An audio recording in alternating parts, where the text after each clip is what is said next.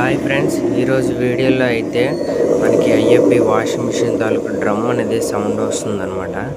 ఇప్పుడైతే మీరు గమనించండి సౌండ్ ఎలాగొస్తుందో. దాన్ని బట్టి మీకు ఈ వీడియో ఫుల్గా ఎక్స్ప్లెయిన్ చేసి ఈ వీడియోలో ఎలా చేసుకోవాలనేది వీడియోలో మీకు చూపిస్తాను. అలాగే ఈ వీడియో కానీ మీకు నచ్చితే లైక్ చేయండి, షేర్ చేయండి, సబ్స్క్రైబ్ చేసుకోవడం మాత్రం మర్చిపోకండి.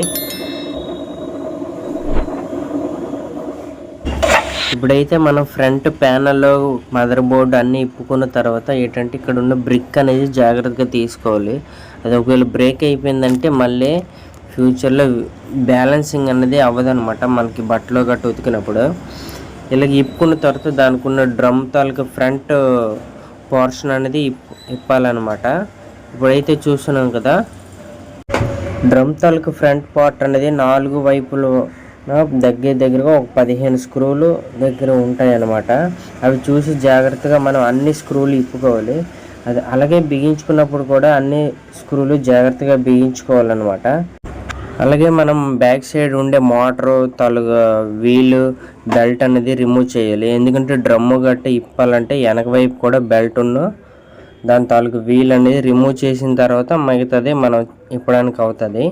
ఒక్కొక్కసారి బెల్ట్ తాలూకా వీల్ అనేది ఏడదనమాట. అలాంటప్పుడు ఏంటంటే కొంచెం స్క్రూ స్పానర్ కానీ కొంచెం అడ్జస్టబుల్ రేంజ్ హెవీది ఉంటుంది కదా, దాంతో కానీ మనం జాగ్రత్తగా ఇప్పాలి. ఎందుకంటే స్లిప్ అయిపోయిందంటే మళ్ళీ ఉపయోగపడుతుంది అనమాట.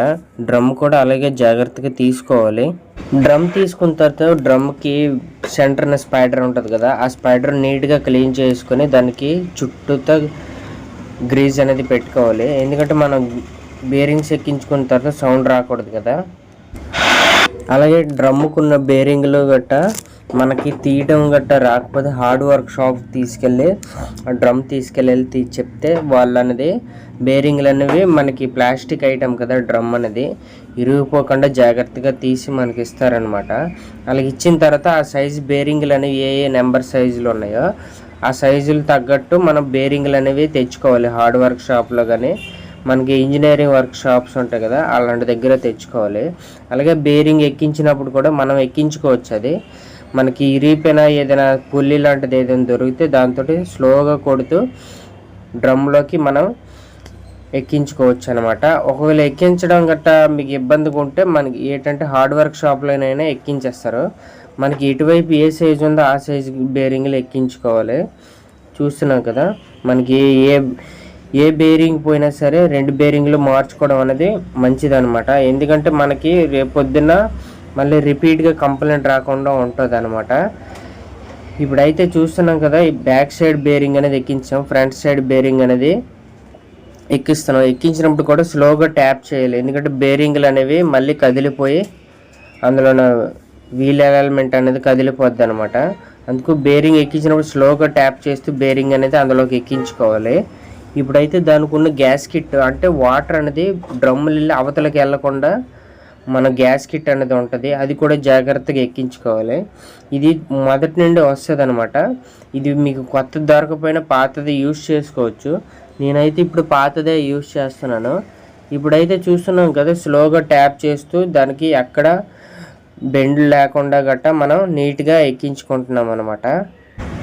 మనం డ్రమ్లోకి గ్రీజు గట్ట పెట్టుకోవాలన్నమాట. ఎందుకంటే డ్రమ్ అనేది ఫ్రీగా ఎక్కించుకోవడానికి లాక్ అయిపోయేటట్లు ఉండడానికి మనం డ్రమ్లోకి గ్రీజ్ అనేది ఎక్కించిన తర్వాత మనం డ్రమ్ అనేది ఎక్కిస్తామన్నమాట.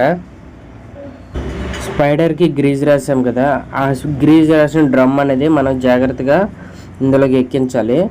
ఇలా ఎక్కించుకున్న తర్వాత మనం ఒకసారి తిప్పి చూడాలన్నమాట. ఎందుకంటే మనకి ఎలా తిరుగుతుంది ఏంటి, ఎక్కడైనా తగులుతుందా లేదనేది తెలుస్తుంది అనమాట. డ్రమ్ ఎక్కించుకున్న తర్వాత మనం ఏం చేయాలంటే ఆ వీల్ తాలూకు బెల్ట్ అనేది ఎక్కించుకోవాలి. అలాగే మనం అది ఎక్కించి కొంచెం టైట్గా బిగించిన తర్వాత ఒకసారి చెక్ చేసుకోవాలన్నమాట. మనకి ఎలా తిరుగుతుంది లేదని స్టెప్ బై స్టెప్ అనేది ప్రాసెస్ ఉంటుంది కదా, అది చేసుకోవాలి.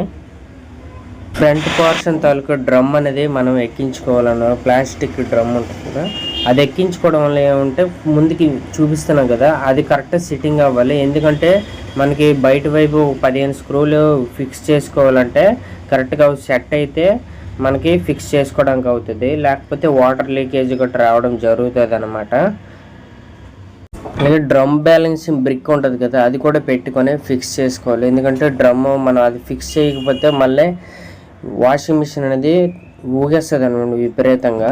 ఇది వేయడం వల్ల ఏమవుతుందంటే మనకి కరెక్ట్గా బ్యాలెన్స్డ్గా తిరుగుతుంది.